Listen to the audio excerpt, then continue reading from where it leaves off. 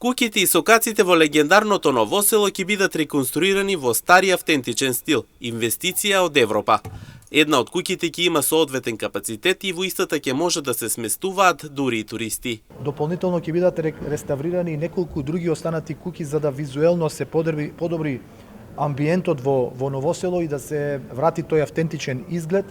А сместувачкиот капацитет во бањата Кежовица исто така како што напоменав ќе биде реконструиран целосно и уредување на изворот Лџи.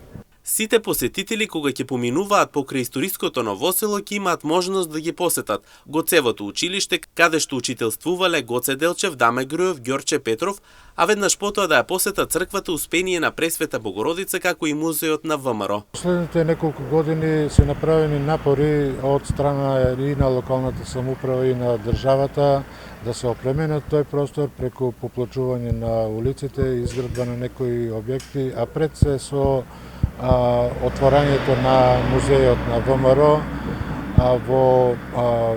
во близина на реката Брегалница, кој што е објект кој што представува од исклучително значење, карактеристичен објект за македонската архитектура.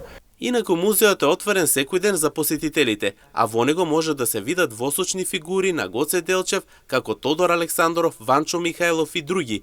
Во музеот може да се види дополнително восочната фигура на Баба Вања, која што во поставката се нашла случајно.